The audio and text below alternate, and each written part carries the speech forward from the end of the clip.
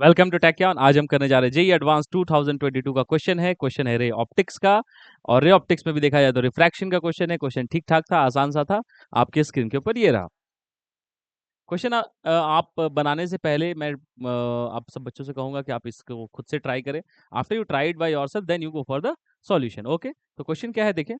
Consider configuration of n identical units each consisting of 3 layers. Okay, the first layer is a column of air of height h equal to 1 by 3 centimeter, and the second and the third layers are of equal thickness d equal to root 3 minus 1 by 2 centimeter, and refractive indices mu1 equal to root 3 by 2 and mu2 equal to root 3 respectively. A light source O is placed on the top of the first unit as shown in the figure. A ray of light from O is incident on the second layer of the first unit at an angle of theta equal to 60 degree to the normal. For a specific value of n, the ray of light emerges from the bottom of the configuration at a distance L equal to 8 by root 3 centimeter as shown in the figure. The value of n is, है ना। तो question देख के लंबा लग रहा होगा आपको, बट देखिए क्या है इसमें। इसमें क्या बोला है उसने। उसने बोला है कि क्वेश्चन में उसने बोला है कि ये सेटअप है। किस चीज का सेटअप है? थ्री थ्री थिंग्स का सेटअप है। एयर, म्यू1, म्यू2। एयर, म्यू1, म्यू2। ये एयर, म्यू1, म्यू2 का एक सेटअप है। और ऐसे सेटअप कितने हैं? एन है। तो वही बोलता है कि इस ऐसे एन सेटअप से कितना डिफ्लेक्शन वो करा देता है। एन सेटअप से डिफ्लेक्शन वो करा देता है इतना 8/√3 सेंटीमीटर। तो बताओ कितने एन कितने नंबर ऑफ ऐसे सेटअप्स लगे होंगे for this number this much deflection. तो सबसे पहले ये जो डिफ्लेक्शन की बात कर रहा है ना, क्या कह रहा है? Light emerges from the bottom of the configuration at a distance L equal to 8/√3 centimetre. इसका क्या मतलब है? देखो, फर्स्ट ऑफ ऑल मैं एन सेटअप्स में ना जाकर वन एक सेटअप पे बात करता हूं। देखो, how much is this deflection from one setup. अगर हम लोग डिफ्लेक्शन वन सेटअप से पता कर ले तो फिर आराम से हम बता सकते हैं कि कितने सेटअप्स लगेंगे इतना डिफ्लेक्शन के लिए। That is so simple. ठीक, तो चलो डिफ्लेक्शन पता करते हैं एक सेटअप से। तो एक सेटअप से डिफ्लेक्शन कैसे? देख बेटा, बोलता है क्या कि देखो ये रहा पोजीशन पॉइंट ओस जहां से लाइट निकल रही है। तो लाइट ऐसे निकल रही है, और लाइट जहां से निकल रही है वो कौन सा मीडियम? वो एयर है ना, जहां से सोर्स है तो एयर है। फिर वो लाइट कहाँ एंटर करता है? एक ऐसे मीडियम में जिसकी रिफ्रैक्टिव इंडेक्स दी हुई है म्यू वन इक्वल टू कितना दिया हुआ है? √3/2। इसमें एंटर कर रही है। और इसके बाद वो किस में एंटर कर रही है? इसके बाद वो एंटर करेगी किसमें? म्यू2 इक्वल टू √3 में। अब इसमें कुछ भी नहीं है, देखो ध्यान से। अगर लाइट एंटर कर रही है from air to any medium तो क्या होगा? रिफ्रैक्शन होगा।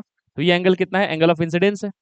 यहाँ क्या होगा? रिफ्रैक्शन होगा, रिफ्रैक्टिंग एंगल R1। अगर ये R1 है तो ये भी R1 है। अभी भी रे क्या है? अंदर जा रही है, अभी इस मीडियम में एंटर करेगा। तो ये R1 है तो इसको मान लो R2 है। अगर ये R2 है तो अगेन ये R2 है।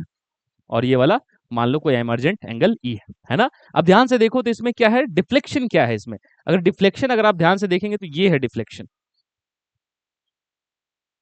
इतना ये यहां पे था ना, टेक्निकली वो कहां पहुंच चुका है? देखो तो इतना डिफ्लेक्ट कर गया। देखो, this is the deflection.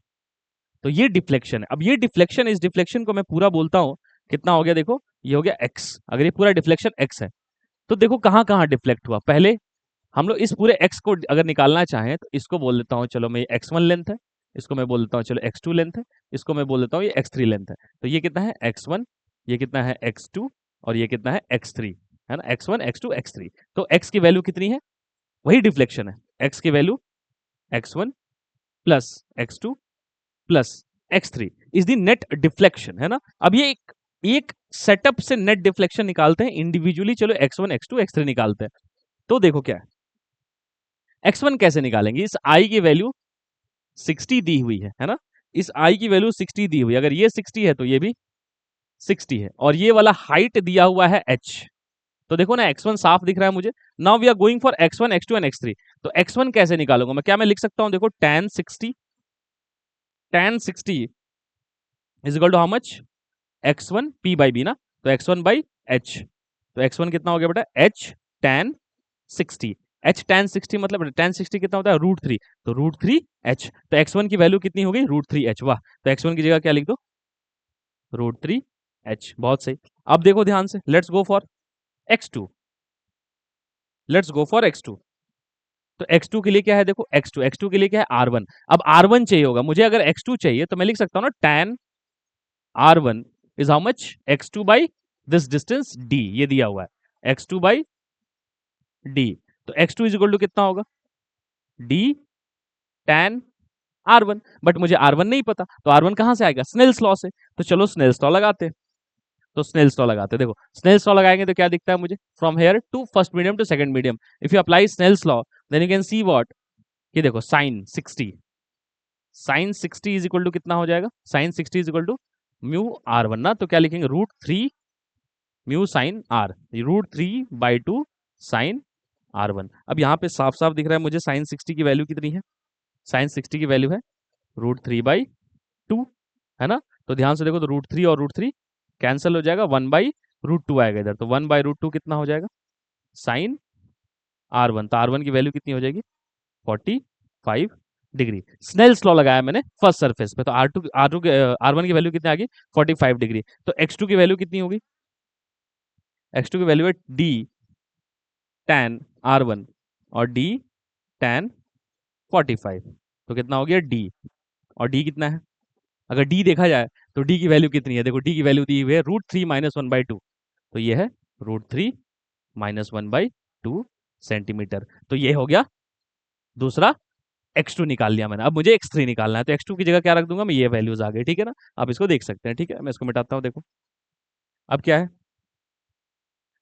Same thing again, process हम पता कर चुके हैं क्या आने वाला है। तो x2 की जगह मुझे कितना लिख देना है?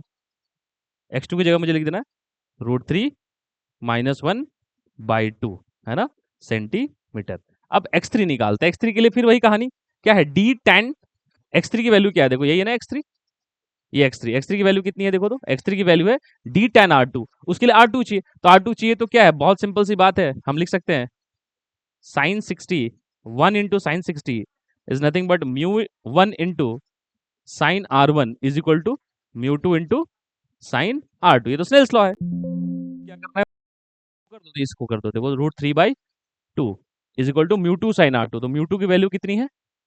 √3 साइन R2। तो देख √3 कैंसिल हो गया, तो R2 की वैल्यू कितनी आ जाएगी? देखो तो साइन R2 हाफ हो जाएगा, तो R2 की वैल्यू आ जाएगी 30 डिग्री। अच्छा R2 30 है, तो आ गए फिर वापस, तो क्या लिखूंगा मैं? x3 is nothing but d tan R2,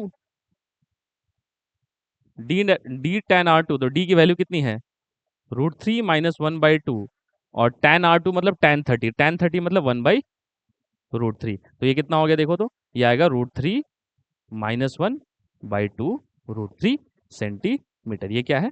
ये है x3, है ना, √3 - 1/2 √3 सेंटीमीटर। अब इसको वापस अपने डेटा पे ले आते हैं, तो देखो देख लें आप इसको एक बार, ठीक है, करेक्ट, ओके। आगे देखो, हाँ स्क्रीनशॉट ले सकते हैं आप इसको, देखो अब क्या है, इसको आगे ले चलते हैं। तो मुझे क्या दिख रहा है? दैट इज √3 - 1/2 √3, √3 - 1/2 √3, तो √3 - 1/2 √3 इज x3, यहाँ ऐड कर दो, √3 - 1/2 √3 सेंटीमीटर। अब इसको एलसीएम ले लो, क्या एलसीएम दिख रहा है मुझे? अच्छा h की वैल्यू दी हुई कितनी? 1/3, तो ये कितना है? h की वैल्यू है 1/3, तो कितना हो जाएगा? √3/3, मतलब ये 1/√3 है, मतलब क्या है ये? 1/√3 प्लस √3 - 1/2 प्लस, ये ब्रैकेट में प्लस √3 - 1 डिवाइडेड बाई 2√3, इसको करना है। अब इसको करना है तो देखो क्या करना है मुझे, अब इसमें कुछ भी नहीं करना, देख एलसीएम कितना है? 2√3 एलसीएम है,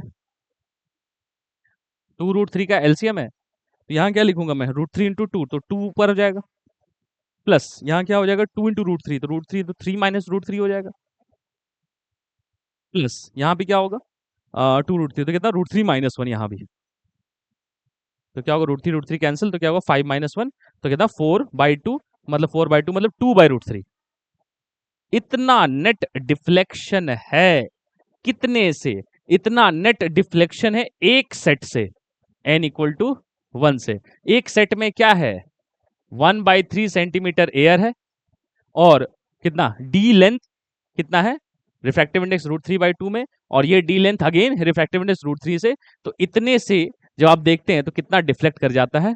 तो इतने दूर डिफ्लेक्ट कर जाता है, इस बाउंड्री तक, है ना, इस बाउंड्री तक आप देखेंगे तो यहां तक डिफ्लेक्शन है कि नहीं? देखो बाउंड्री तक कितना डिफ्लेक्शन हुआ, तो इस डिफ्लेक्शन को हमें निकालना था, एक सेट से इतना डिफ्लेक्शन। अब बताओ मेरा नेट डिफ्लेक्शन बोलता है कितना है? जो नेट डिफ्लेक्शन है, अगर हम लोग देखें तो नेट डिफ्लेक्शन जो वो कितना है 8/√3 सेंटीमीटर। तो नेट होगा n times of deflection due to one set. तो deflection due to one set कितना अभी आया, ये आया 2/√3 सेंटीमीटर, और नेट कितना है 8/√3 सेंटीमीटर। तो जो लॉजिकली दिख रहा है ये 4 सेटअप्स लगेंगे। तो 4 बार सॉरी n इक्वल टू ऐसे 4 सेटअप्स अगर लगा दिए जाए तो क्या होगा, मैं बताता हूं। ये वाला ऑब्जेक्ट कितना डिफ्लेक्ट कर जाएगा हॉरिजेंटली 8/√3, क्योंकि एक से डिफ्लेक्ट करेगा 2/√3, 2 से करेगा 4/√3, 3 से करेगा 6/√3 और 4 से करेगा 8/√3। तो ये ऑब्जेक्ट का जो रे है वो डिफ्लेक्ट कर जाएगा आफ्टर, मतलब कितना 8/√3। That means how many sets are required, 4 sets are required, so answer n equal to 4। चलिए, मुझे लगता है आपको क्वेश्चन समझ में आएगा। मिलते हैं नेक्स्ट क्वेश्चन में। Till then take care and bye.